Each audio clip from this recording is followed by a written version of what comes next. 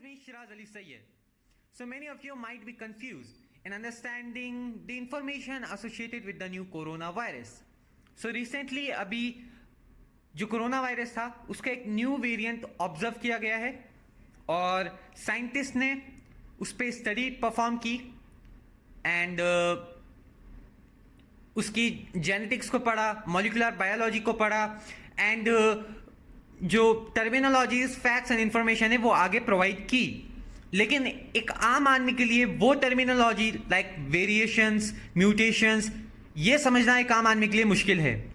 तो इस वीडियो से मैं कोशिश करूंगा एज सिंपल इस टॉक को रखें और पॉइंट पे रखें जिससे आप पूरा अच्छे से जो ये न्यू वेरिएंट है इसके ऊपर जो भी प्रैक्टिकल नॉलेज है इसको समझ पाए और कुछ इंटरेस्टिंग फैक्ट्स और इंफॉर्मेशन जो कोरोना से रिलेटेड है। तो सबसे पहले हम टर्मिनोलॉजीज को समझेंगे। द कोविड-19 इस टर्म को अगर हम समझें, इसका मीनिंग है the corona virus 2019 as the disease was first observed in the year 2019 in the month of December in the Wuhan city of China। तो पहला केस क्योंकि 2019 के दिसंबर में फाउंड किया गया था and the disease was, the virus was the corona virus, तो इसको नेम दिया गया द कोविड-19। Some other names are the novel corona virus, NCOV-19, and after the proper investigation the scientists properly and clearly revealed that this virus is termed as the SARS-CoV-2, that is SARS-CoV-2। अब क्योंकि SARS-CoV-2 है तो SARS-CoV first भी होगा और इन दोनों को समझने से पहले हम थोड़ी टर्मिनोलॉजी समझेंगे। और टर्मिनोलॉजी को समझने से पहले मैं आपको एक इंटरेस्टिंग फैक्ट ये भी बता देता हूं। COVID is a disease, it's not a virus. The virus is the corona virus. Like AIDS is a disease and it is caused by a virus called as HIV, which mean human immunodeficiency virus, जो कि एक particular person की immunity को इतना week करता है कि उसकी डेथ सिंपल रीजन से हो जाती है। For example fever, coughing, because the immunity level goes down at an incredible level. So जैसे HIV एक वायरस है उसी तरह कोरोना एक वायरस है और वो डिजीज कॉज करता है covid, like the HIV causes AIDS. अब some of you might be thinking कि डिजीज और वायरस को टर्म कैसे किया जाता है और नेम्ड कैसे किया जाता है। तो अगर मैं यह क्लास 11 की बेसिक्स यूज करूं, जब हम व्हाट इज लिविंग डाइवर्सिटी पढ़ रहे थे तो आपने वहां देखा था ICBN, international code for botanical nomenclature, ICZN, international code for zoological nomenclature. ये वो दो डिपार्टमेंट हैं जिनमें से एक प्लांट के नॉमेनक्लेचर में यानी कि नेम गिविंग प्रोसेस में इन्वॉल्व होता है। नॉमेनक्लेचर का मतलब है नेम गिविंग प्रोसेस, और ICZN जो एनिमल के नेम गिविंग प्रोसेस में इन्वॉल्व होता है। Similarly the ICTV, that is the international community on taxonomy of viruses, ये डिपार्टमेंट एक पर्टिकुलर पैथोजन या जिसको हम बोलते हैं वायरस, उसको टर्म करते हैं कि वायरस का नाम क्या होगा on the basis of its characteristics. And अगर मैं डिजीज की बात करूं तो ICD is the department, that is the international classification of disease, जो एक डिजीज को नेम करते हैं। And for your kind information, WHO, world health organisation, is directly involve, the member of WHO is involved in the department of ICD in giving the name of a disease. So now let us move forward to what is SARS. The SARS means severe acute respiratory syndrome. So as the word speak itself that it causes severe and acute respiratory syndrome. So this is the disease or the symptoms, that is SARS, in which the respiratory functions are affected, the respiratory organs are affected, such as the nasal cavity, the buccal cavity, the nasopharyngeal area, the windpipe, the lungs, especially the lungs, and causes a disease, many more diseases like shortness of breath, asthmas, and many more. So SARS is a disease which is caused by a group of virus known as the coronavirus. अब इसको SARS-CoV-2 इसलिए नाम दिया गया है क्योंकि corona virus humans के लिए न्यू नहीं है. We have seen corona virus late in between the year 2002 to 2004, और जहां 2003 में इसके केसेस ज्यादा देखे गए थे. जब फर्स्ट टाइम SARS-CoV डिस्कवर हुआ था वो हुआ था in between the year 2002 and 2004, और ये हुआ था in the Foshan city of Guangdong province of China. And काफ़ी ज़्यादा डेथ हुई थी, काफ़ी क्विकली ये वायरस स्प्रेड हुआ था, और वहाँ से इसको टर्म दिया गया था SARS-CoV.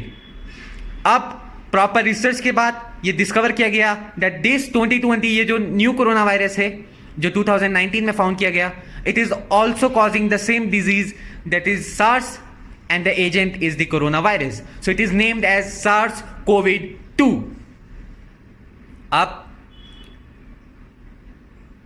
अब जो ये दिसंबर के मंथ में जो एक न्यू वेरिएंट फॉर्म हुआ है, specially UK, United Kingdom, specially in London जैसे डिजीज फैल रही है, जहां प्रॉपरली ये डिस्कवर हुआ है that the virus has changed over a period of time. A new variant of virus has been form. Terminology variant मतलब एक न्यू कैटेगरी, और एक टर्मिनोलॉजी जो यूज हो रही है म्यूटेशन. अब म्यूटेशन का क्या मतलब है? As you learn in the class 12th genetics that see the genetics play very important role in understanding a virus. So mutation का मतलब होता है change in the DNA sequence. DNA sequence में या डीएनए में अगर मैं सिंपल भाषा में बोलूं तो एक चेंज होना. अब इससे आप डीएनए को सबसे पहले समझिए. सारे ऑर्गेनिज्म, लिविंग ऑर्गेनिज्म सेल से बने हैं, billions and trillions of cell. हर सेल में सेल ऑर्गेनल पाए जाते हैं, और डीएनए और आरएनए उनमें से कुछ एक ऑर्गेनल हैं. डीएनए का फुल फॉर्म जैसे हमने क्लास 11th में पढ़ा, deoxyribonucleic acid.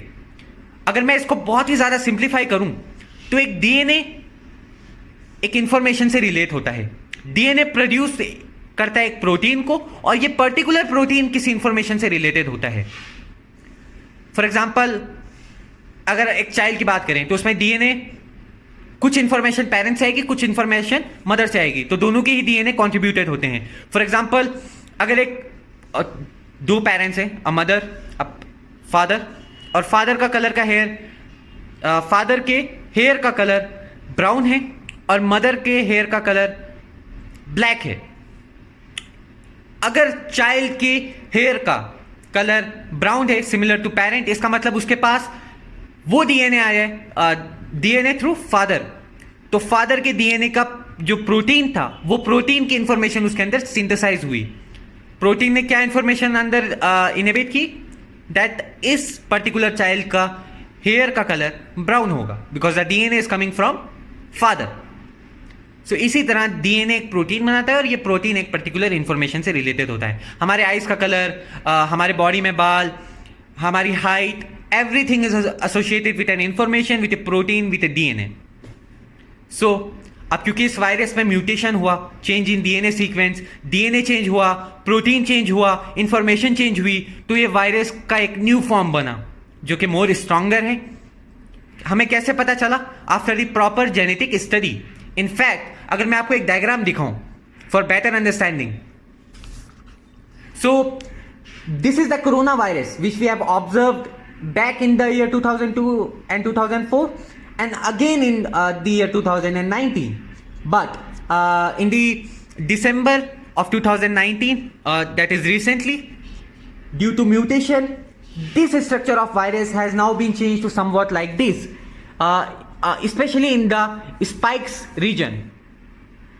Before proceeding toward the spikes, corona virus को नेम देने के लिए जैसा मैंने कहा, जो डिपार्टमेंट होते हैं वो नेम देते हैं और वो किसी कैरेक्टरिस्टिक्स पे देते हैं. Since the virus has crown like spikes, so it is named as corona virus. You can observe the spikes here carefully.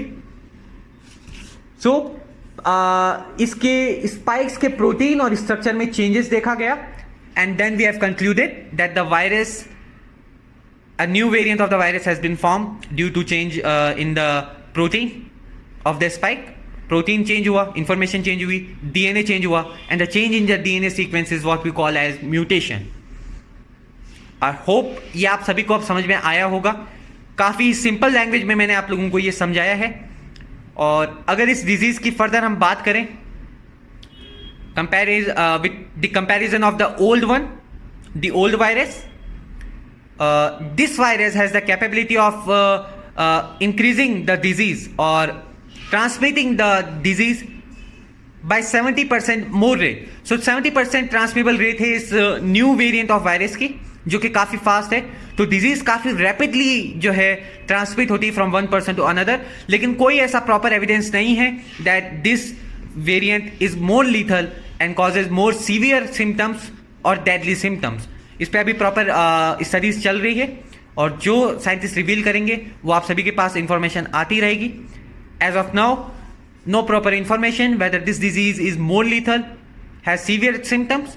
The only information we have is that this disease, this new variant of coronavirus which is causing the disease is having more rate transmissible rate. So I hope you all have understood this information, a small lecture properly. So thank you, have a great time, be safe, stay safe, and do not go out of the home unnecessarily. Wear a mask, wash your hand properly, and take care of you and your family. Thank you.